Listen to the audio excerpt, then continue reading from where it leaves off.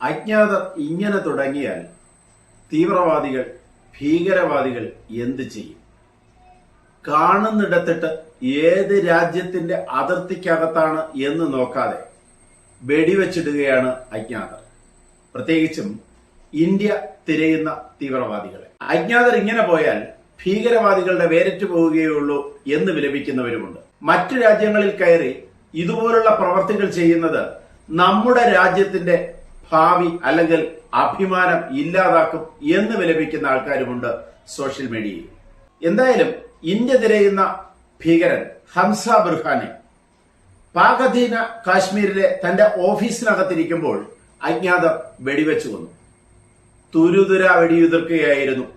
Helicopter ലിഫ്റ്റിംഗിലൂടെ ആശുപത്രിയിൽ എത്തിച്ചിട്ടും ഭീകരന്റെ ജീവൻ രക്ഷിക്കാൻ കഴിഞ്ഞില്ല എന്ന സങ്കടത്തിലാണ് പാകിസ്ഥാൻ. പുൽവാമ ഭീകരാക്രമണ പദ്ധതിയുടെ പ്രധാന സൂത്രധാരകരിൽ ഒരാളാണ് ഹംസ ബുർഹാൻ.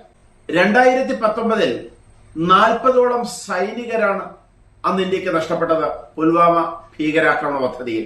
2014 കാശ്മീരിൽ നിന്ന് പാകിസ്ഥാനിലേക്ക് ഉന്നത പഠനത്തിനായി പോയ ഹംസ ബുർഹാൻ അൽ ബാദർ എന്ന പേരിലുള്ള തീവ്രവാദി സംഘടനയിൽ ചേർന്നു.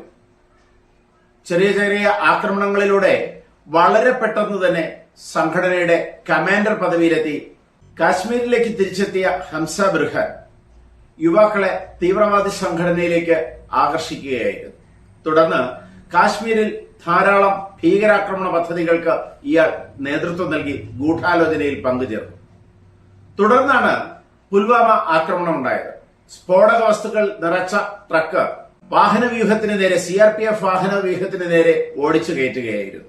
40ഓളം ധീര ജവാന്മാരാണ് അന്ന് വീരമൃത്യു വരിച്ചത്. ഇയാളെ തീവ്രവാദികൾക്കിടയിൽ ഡോക്ടർ എന്നാണ് അറിയപ്പെട്ടിരുന്നത്. മെഡിസിൻ ബിരുദത്തിന് പഠിച്ചതുകൊണ്ടാണ് ഇയാളെ ഡോക്ടർ എന്ന വിളിപ്പേരിൽ അറിയപ്പെട്ടത്. തുടർന്ന് തന്നെ ധാരാളം ഭീകരാക്രമണങ്ങൾ ഇയാൾ നടത്തി. 2020 ജവാന്മാർക്ക് നേരെയുള്ള ആക്രമണത്തിലും ഇയാൾക്ക് പങ്കാളിത്തമുണ്ടായിരുന്നു. അതോടുകൂടി UPA ചുമത്തി ഭീകരനായി പ്രഖ്യാപിക്കപ്പെട്ടു. തുടർന്ന് പാകിസ്ഥാൻ ശക്തമായ സുരക്ഷാ സന്നാഹമാണ് ഇയാൾക്ക് വേണ്ടി നടത്തിയിരുന്നത്. ഈ സുരക്ഷാ സന്നാഹങ്ങളുടെ എല്ലാം കണ്ണുവെട്ടിച്ചാണ് അജ്ഞാതർ ഓഫീസിൽ ജോലി ചെയ്യുകയായിരുന്ന ഇയാൾക്ക് നേരെ വെടിയുതിർത്തത്. മുൻപും അജ്ഞാതർ ഭീകരരെ ആക്രമിച്ച് കൊലപ്പെടുത്തിയിരുന്നു, പലയിടത്ത് വെച്ച്, മറ്റു രാജ്യങ്ങളിൽ വെച്ച്. ഈയിടെയാണ് ലഷ്കർ-ഇ-തൊയ്ബ, ജെയ്ഷെ മുഹമ്മദ്, ഹിസ്ബുൾ മുജാഹിദ്ദീൻ ഭീകര സംഘടനയിലുള്ള കമാൻഡർമാരെ അജ്ഞാതർ പാകിസ്ഥാനിൽ വെച്ച് വെടിവെച്ചു കൊന്നത്. കഴിഞ്ഞ ഏപ്രിലിൽ ലഷ്കർ സ്ഥാപക